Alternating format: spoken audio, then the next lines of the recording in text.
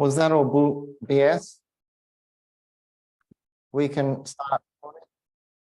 So was that all BS? Did I make it up? Well, here's the literature for posture. Proffit on the significance of posture. 1978, he created equilibrium theory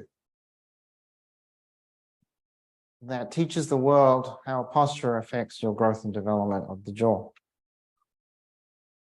He talked about how light intermediate forces make big changes in your mouth.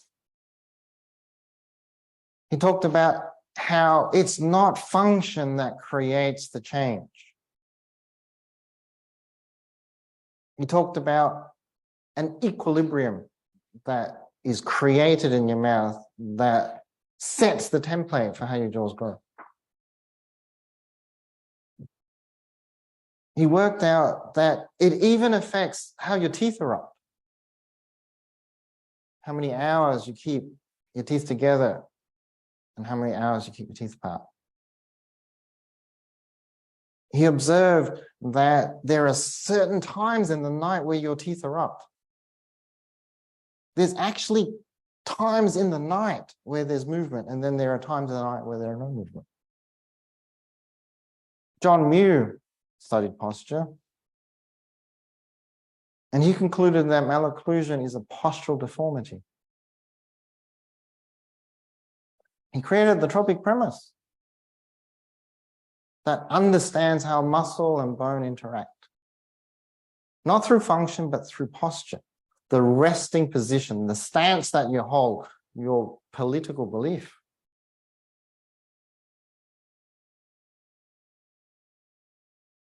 Correct oral posture is the key. Lips together, teeth together, tongue on the roof of the mouth between 4 and 8 hours a day in light contact. Peter Buschang is the premier orthodontic head of Texas A&M, who created more understanding for childhood facial growth than anybody else on earth today. I'm privileged to be working with him on a paper.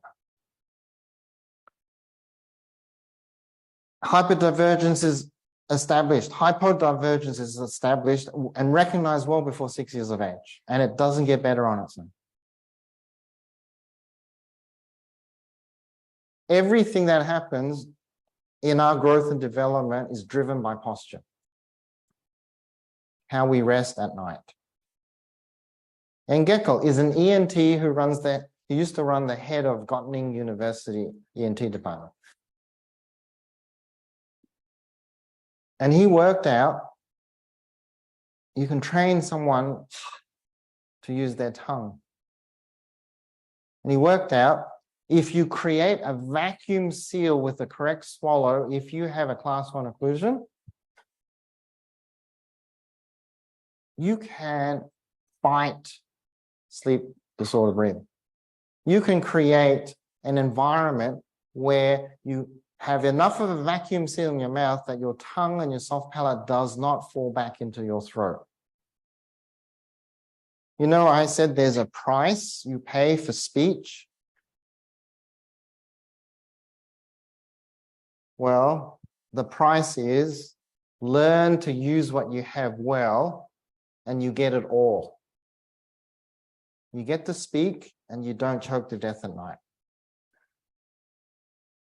Don't learn how to use what you've been given well. You get to speak, but you are choked at night. If you swallow correctly, you create a vacuum seal with your tongue against your palate. And this is enough to fight gravity and stop your airway from closing when you're on your back. So God is so smart. He gives it all and makes it viable. What we do with it, unfortunately, is not as smart. Weak muscles, long vertical faces. Posture is what wrecks faces, in Geckel determined.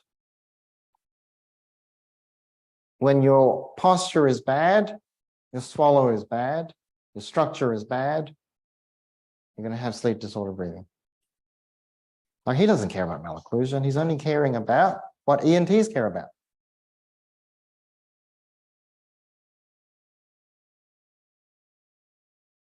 They study pressure gradients in the mouth for people who have class 1 malocclusions, class 1 good occlusions, class 2, division 1, division 2, class 3. They study these people and they realize only the people with good faces don't have sleep disorder breathing, because they create the right environment that protects them at night, physiologic rest position that protects their airway.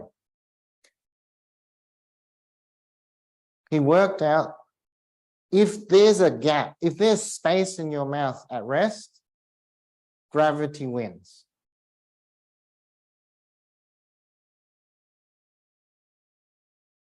But he worked out when there's a vacuum seal in your mouth, you win. And it doesn't even need conscious effort. You've got a suction cup, you stick it against the wall. If you press all the air out of the suction cup, you can take your hand away and then you can get on with the rest of your day, right? You don't get all the air out of it, you take your hand away, it falls down. So what do you have to do? You've got to pick it up and just hold it there for the rest of the day. There's science behind how we can be perfect.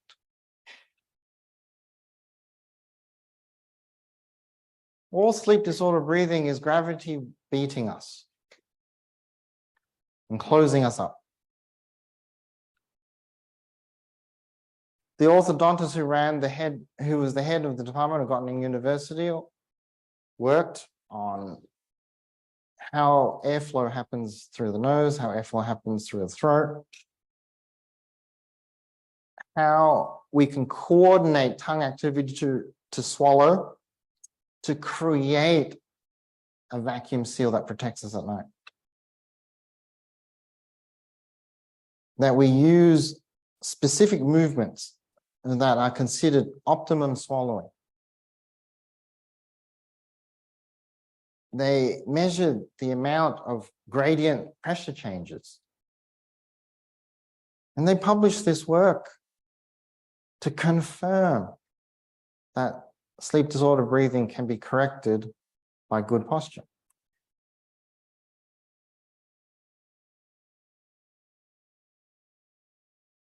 When you have a malocclusion, you cannot have good posture. It's like asking me to slam dunk a basketball. Just not tall enough. Can't jump high enough. Physically, I can't do what is expected of me, so I have to live with a compromise.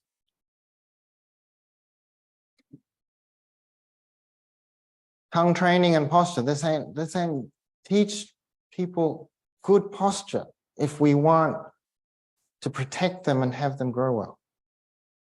We're told by heads of universities, this is what we have to do. When they study class 3, they realize the tongue is just living in the basement. That's all it's doing. Just lives in the basement. I just tell the kids, do you want to live in the penthouse or the basement?